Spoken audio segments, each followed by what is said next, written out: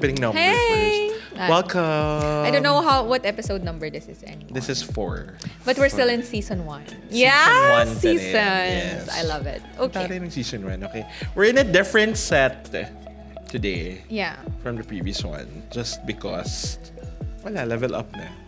Happy Pride! Happy Pride! Woohoo! Oh my God. Happy Pride, you guys. Parang you don't say that before, no? Parang, ako personally, I don't say Natatawa that. ako. Bakit? Hindi. Ang lakas feeling ko ng boses ko, sorry, Shin. Pero parang, feeling ko that's not something you say 5 years ago. Not even, feeling ko 3 years ago eh. Parang silently. Talaga, before the pandemic, But I feel like it wasn't as loud. Walang Pride celebration. Wala silang alam. Meron, pero feeling ko it wasn't It's as not loud. as big. Yeah. It's not as big So now also. it's like it's a louder celebration. Everyone's a bit more into it, excited about it, and all of that. There's so many things going on this month. Well, I think also na kung bakit siya it's a bigger celebration now because we're in this generation na I think maraming millennial parents are also more Right.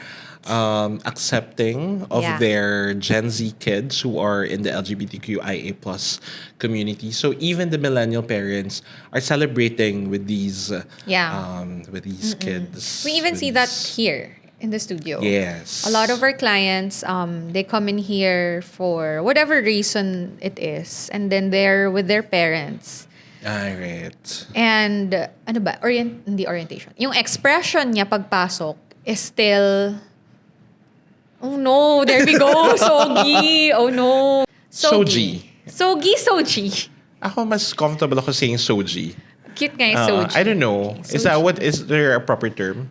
SOGIE? Wala naman. Okay, SOGIE, anyway, SOGIE. I think what's important is the meaning. So, it's sexual orientation, gender, identity, and expression. So, sexual orientation would define to whom you're attracted to. If it's in the opposite sex, same sex, to all sexes, to everything, every living thing, ganyan.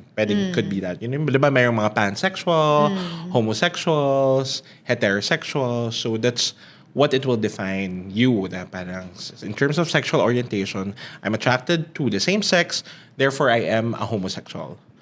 You are attracted to the opposite sex, so you are a heterosexual. Okay. Or maybe not. Okay. There. And then gender. So gender is it will depend on your biological assignment.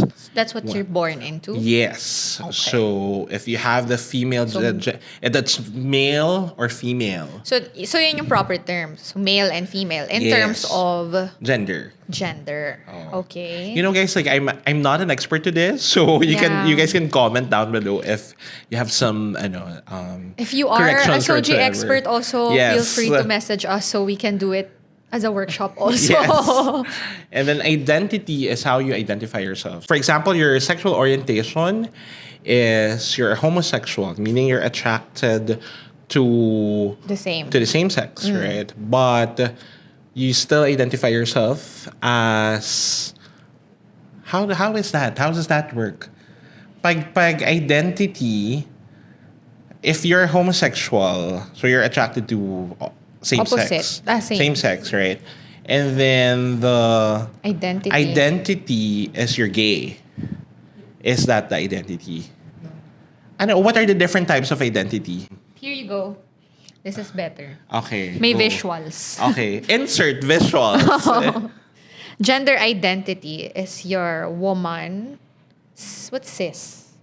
CIS. Cis. If you're straight. Gender queer, transgender. Yes. Okay. Transgender if you're born male, or let's say born male or female. Say if you're born male, but you identify yourself as female, right? Right. So like that. And then there's man. The man, man. woman. Yeah. Ganyan. Yon. So woman, man, transgender, So identity queer. is parang it speaks about your alignment Yeah. with how does your sexual orientation, your gender, and your expression parang alliance or are connected. And so expression could be, yun na nga, masculine, Feminine, androgynous, gender neutral, yeah. and masculine. Yeah. So, yeah, it's still very, very tricky. Yeah. Like, to be quite honest, even I, who belong to the LGBTQIA plus community, still gets confused once in a while. But I think the most important thing on like how to deal with people, friends, or even clients who belongs to the same community is just treat them with respect. Yeah, especially to us allies. You know, it's when we're interacting. Why? We don't kasi, okay. Okay. Parang, you don't really have to know it like per definition. Right. But I think knowing it gives you a level of understanding of that person that will allow you to be more compassionate, empathetic towards that person. Na parang, gusto niya guys, pero bakit hindi naman siya nakadress? Parang Right. that's a ridiculous thing to say, especially nowadays. Yeah, So, yeah. knowing all of these, that there is a very broad spectrum to it, it gives you that kind of respect to other people also. Right. I think the labeling or SOGIE as it is, it's important to the community because it validates their identity, yung pagkatao nila. Because I remember when we had this training and parang the instructor were like discussing all of these labels, I was like, tama naman pala. Kasi I identify myself as a queer, so, and expression-wise, so ganyan. So mas kumbaga, when I don't know, correct me again if I'm wrong, parang they said that if it's queer, mas flamboyant, mas on the softer side. But that's not necessarily also like feminine, super feminine. Could also still has, kasi nga ano siya it's a spectrum right? Yeah. So it's a spectrum it's important in a sense that it validates you because I'm just gonna be speaking for myself. Growing up, when you're surrounded by this norm na hetero ang norm natin, right? The effect for me was mali yung pagkatao ko. If I'm attracted to the same sex or if I'm expressing myself this way, it's not normal. Yeah. So you question yourself, why are Yeah. you doing this and all of that? That's what parang yun yung value na binibigay ng SOGIE because it validates your personality, your beingness, Just how you everything. are. How you are, everything Yeah. talaga. Na normal siya. Because as it is, talaga naman, kahit naman sa hetero world, iba-iba pa rin yung mga tao. Like, we are such complicated individuals. Yep. Na hindi tayo pare-parehas. Even if you're straight, you're gay, bi, whatsoever. At the end of the day, we're just human beings. We're just all human beings. Yun lang yun. Yeah. Okay, happy Pride. Parang ang bigat nito. Para pa-closing yun Anyway, going so we have clients who come in here, who come in with their parents to have a photo shoot for whatever celebration. And I remember specifically, there was this couple. They came in as a walk-in. They were walk-in inquiring sila. as a walk-in. Oh, I remember that. You remember? Okay, yeah. They didn't want to inquire online. And I totally understand to those who are inquiring online when you ask us, are we an ally? I totally understand We and do get appreciate that. questions, yeah. Just to put it out straight, yes, we are, definitely. Because, hello, one of our co-founders also, our team also is very diverse. So we welcome anyone in the studio. So anyway, so they walked in because they didn't want to like make the inquiry online complicated to tell their story. Yeah. Because they were getting married and they wanted to do a prenup shoot. They're getting married abroad because gay marriage is still not accepted here. Yeah. But Foreigner yung one of them. Yeah. And then the one is Filipino. yeah. And then I go to bench. I'm like, oh no, bench. Wait lang. I don't Confused. know how to talk to them just because. Okay, just correct me if I'm wrong. The man was wearing a dress. Okay, yeah. He was wearing a dress, so I assumed his expression was he's feminine. Yeah. But you ask me, pero yung partner niya, I was like, she's a girl. Like, feminine Right. girl, like, but Right. they're man and woman technically. Yeah. So I'm like, so what's the pronoun ba dapat na Right. sasabihin ko? Or like, how do I even approach that? Yeah. Yeah, diba? Actually, in terms of pronouns, I asked an expert about it. Like, parang how do you inquire about it respectfully? Well, just that, exactly. Just ask respectfully. Like, it's just a matter of where is the question coming from? From sensitivity and respect also. Like, how do we want to be addressed? Ganun lang naman siya. If you're not sure about it, just ask respectfully. That's one. So, even with this, I remember this client. I don't remember us asking their pronouns. I did. Eh. You did? Yeah. Which is? The guy. Okay. He said it's still a he. Okay. So, he still identifies himself as a male, but the expression is feminine. Okay. So, and the sexual orientation is still hetero pa rin. Okay. Because he's still attracted to the female. Right. So, the connection there lang, or the parang yung iba lang siya out of the ordinary is the expression, which Right. is still very female ang expression niya, feminine pa And rin. that photo shoot went so well. It went so well. It was It's so nice. because the entire families were both there. sides. Yeah. Everyone was so supportive. Everyone was telling us And stories. they were wearing, both of them was wearing White dresses. Gowns, Gowns, bridal dresses. yeah. So I think that's one of the memorable experiences that we had in the Meron studio. pa. Meron pa. A repeat client natin, the first time we met her, she was saying she was in a previous hetero relationship. Yeah, right. They had kids. Yes. They broke up. She met a woman, fell in love. Actually, Yeah. not meet. They've been friends for the longest time. And then the next time she went back for a photo shoot, it was their couple shoot already. No, parang, oh my gosh, to see the story come to life. And for her to come back and feel like this is a safe space. Yeah. And even her partner, diba, she was so conscious na is it a giveaway if we say ano yung occupation? Hindi naman. Siguro, Hindi no? naman. Hindi She's naman. part of the military. Yeah. So medyo mas syempre brusco ang outfit, ganyan. Bench let her wear like gowns and dresses and all. And then you can see her Like sexy slowly dresses peel off. Yeah. Na ang ganda. So, at the end of the day, regardless of dresses or what they're wearing, what pronouns and all, you just see the person as it is. And it's just beautiful as it is. At saka ano siya, it's so nice because like these couples that we're talking about are actually it's a celebration of love. Yeah. Na at the end of the day, love is love, di ba? Love is love. So, yun lang siya. At saka our most recent client, naalala ko lang, sobrang type na type ko kasi yung wardrobe niya. Which one is this? Siyempre, I can't say the Okay, name. yeah. The most recent one, tayo yun. Shucks, you tell me. I forgot Diba? that. So Sabi many. ko, oh my gosh, yung pagpasok niya, yung dress niya na, sabi niya from Zara. Very macho guy din siya. Pero, he came in with a black dress and boots, and then we asked him when he bought it. Right. So that one, the expression is androgynous. Because it's not necessarily super feminine, not also masculine, but really just, it's kind of neutral in between. Yeah. So yun yung expression niya.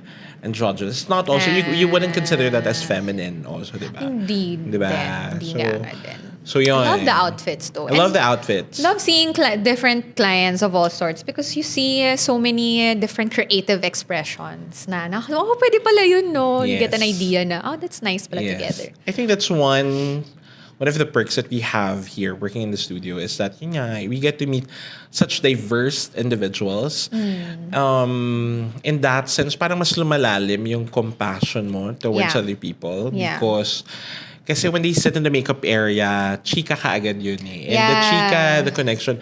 I think one of the questions that our producer wanted to ask us was, how do you make them comfortable? The answer there is, they're no different from any client. Exactly. Yeah, tama ka eh, na the first touch kasi would be osmoous na yung pag-upo, kwento-kwento, chika-chika. instantly there's a connection somehow Yes. that you will make with that person. And slowly, ako at least, habang nagpapakwento ko sa kanila, even small talk, na unti-unti rin silang nagkikwento, I slowly put the pieces together na kahit hindi siya nag-out, quote-unquote, sa akin. Okay, parang I need to validate a question by asking him or her, what pronoun should I use Yeah, bigla? yeah, And I've asked that many times to many clients, sorry, I hope it's okay. What pronouns should I use? And they answer, and they actually, I'm very, very grateful that they've been asked that. So, but yeah, it's not like there's a special treatment to how to make our LGBTQIA friends comfortable. Because here, well, at least for us, we try to maintain that level of comfort across anyone who Yeah. comes in here. Yeah, so ano lang talaga, like trying to connect with the individual and really trying to understand, empathize with whatever, and celebrate at the end of the day because they're here to celebrate something. So, yun lang yun. Trying to understand their perspective. At saka hindi yun keme na ano lang push sell lang. Oo nga, iniisip ko baka do we sound like we're selling this to you too hindi. much? Pero hindi talaga. It's, yeah. I don't know. I really, we couldn't think of an answer kanina, di ba? We were reviewing the questions. Parang, wala namang difference. Yes. It's the same. Same lang siya.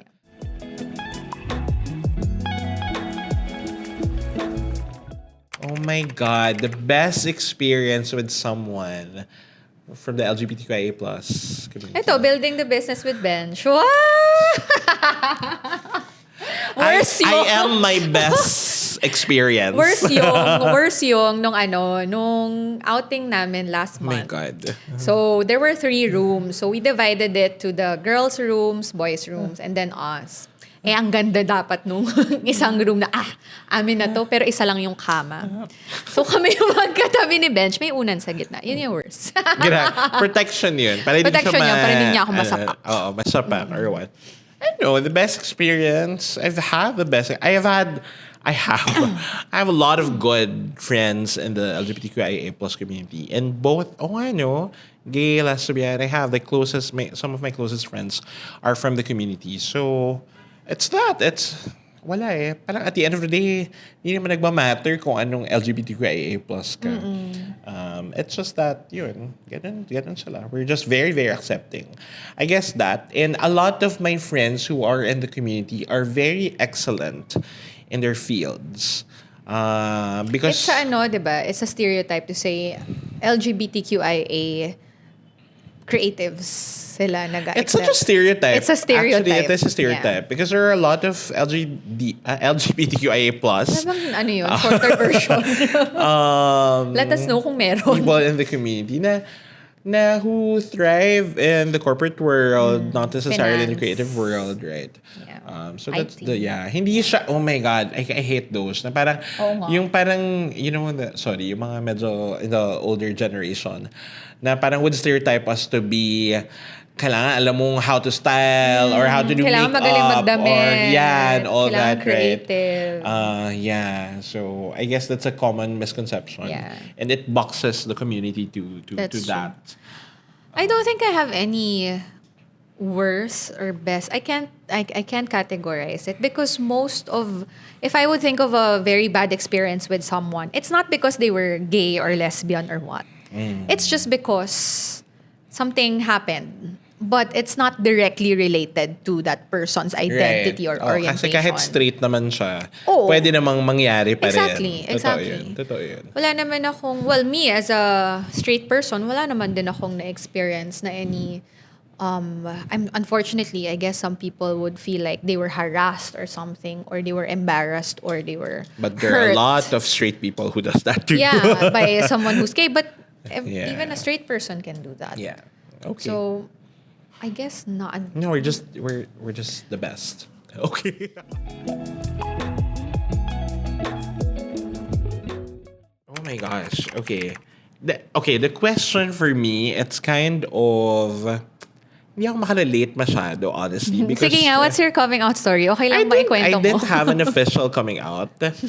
I did have an official coming out, and that's for another story. But pero like in terms with my family, ganyan, parang wala eh. They just accepted it. My family is like growing up, very neutral about it. Kumbaga, they're not super supportive about it. But I remember my mom buying me doll houses when I was young. Meron ako nung, di ba sa McDonald's, yung Happy Meal nila, meron akong Barbie Happy Meals and all that. So parang, Wait lang, alam hiningi na. mo yun? Or parang... Hiningi ko yun. Ako pumili hiningi mo. I-remember mo. Akala ko parang inassume lang ni tita na baka magustuhan mo to. So Hindi. binili But we niya. bought it together. Ganyan. Okay. So, mga ganun. Ang galing naman ni tita, and you never felt like there was any No, tension. it was more of like the pressure from the society, actually, from school. Because syempre, when we were still studying, I think people were not as open as now. Yeah. Yeah, That was 10 plus years ago. more. A lot more. talaga. So yun, so tagal na yan. So, growing up, ganun na parang, di ba, like your classmates would tease you, would ask you, would pressure you. Meron pa, I remember lang, dati nung elementary, meron pa yung uso yung pinapasabi sa'yo. Sabi mong lalaki ako. Yung mga gano'n. I hated those. Even like yung mga tito, ganyan-ganyan. Sige, sabi mo, lalaki ako. Parang aasarin ka. Yeah, parang siguro they have a hint na. Yes, diba? Parang for some, it may be funny, but to the child, markado yun. Markado yun for sure. Dapat ngayon, sabihin mong lalaki ako. Opo, lalaki ako, pero mahilig ako mag-skirt. Pero gusto ko dapat ganun na. Dami. Ang daming disclaimer. Ganyan. But yun na nga parang the point is, you don't even have to ask. Pag sa straight ba, sasabihin mo ba yun, diba? So parang the point of that is just to ridicule the kid, right? So, sorry, I'm getting lost. So nga, coming out. Yun na nga. So I guess for me, in terms of like sa family ko, walang pressure. But mas sa society, like from the school, from the outside world, to come out. But wala I just let it be. Wala naman ako official post, official announcement about it, right? I just let it be. So hindi ako makarelate in that sense. Na hindi ako, feeling ko hindi ako nag-struggle. I'm blessed. That's a privilege. That's a privilege because not all people are has that kind of environment. So I guess for me, like, I guess you come out when you're ready. Ganun lang naman talaga siya. You don't need to force yourself and you don't need to announce it to the world. You don't owe anyone. You don't owe anyone.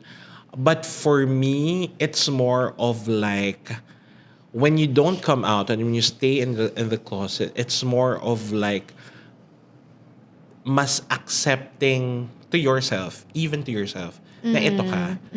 Na hindi ka, that you're not coming out because what you're afraid of maybe the reactions of these people around you, right? But to yourself, secured ka. Yeah. Na sana yun, at least to that, in that level, na to yourself, you know who you are. That you don't need to prove anything to anyone. And if you don't, when you're not yet out, it's like you're also holding yourself back from the world to see your light. Yeah. To experience how beautiful you truly That's are. true. Just being yourself. Right. So, yeah. It's kind of hard, honestly. I think it's hard, especially for the younger ones who's still in the closet, because bilang tao, ang dami mo nang dapat patunayan sa mundo Yun pag bata ka pa, di ba? You want to prove yourself to everyone around you because papatunay ka pa, you're still young. You still have to experience the world, right? But it becomes even harder kapag ang pinapatunayan mo na is kailangan magaling ako dahil bakla ako or dahil lesbiana ako or what. Na parang yun pa yung huhugutan mo. Bukod sa you're just existing, right? It's hard for the younger ones. But really, I think the younger ones, I feel like the younger ones now, compared to, siguro kung sa atin, kung millennials, I feel like it's harder because the boomers, sila talaga yung medyo mas close-minded in terms of that. I'm sorry to those who are, if you're watching and you're that gen, you're not, I'm sorry. It's just that from our experience, mostly ganon. Baka doon ako nanggagaling. Baka younger ones in our generation. In our generation. In my generation. Sorry, pareho pala tayo. In our generation. But I think now, like, the younger ones, they're so woke. Yes. Did I use that correctly? Okay. Oh my gosh. Mali yata yung term. They're so aware and they're so confident in saying that already. Na even their parents, I guess they come from a Right. position na they're so proud of their kid that they just know who they are and they're proud of themselves that way. So kung baligtarin mo rin yun na if you're thinking na you're not coming out because you might solicit a negative reaction from your family most especially or your friends or from whomever you feel like it's most important to get that validation. Paano kung flip side yung reaction? Paano kung maganda That's yung true. reaction? That's true. Then you realize na I held back so long Yeah. knowing na I didn't know na okay naman din pala. Right.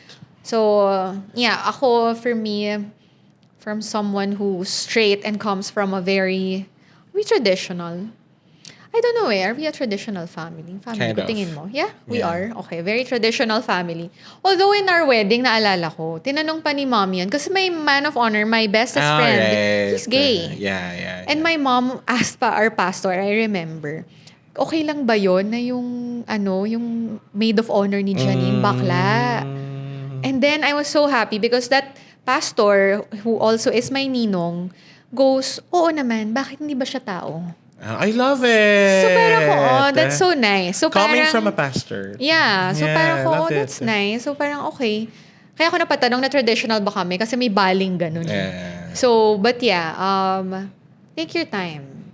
Regardless of what you hear, regardless of what you're thinking to yourself, if you're thinking, I should, ang daming should.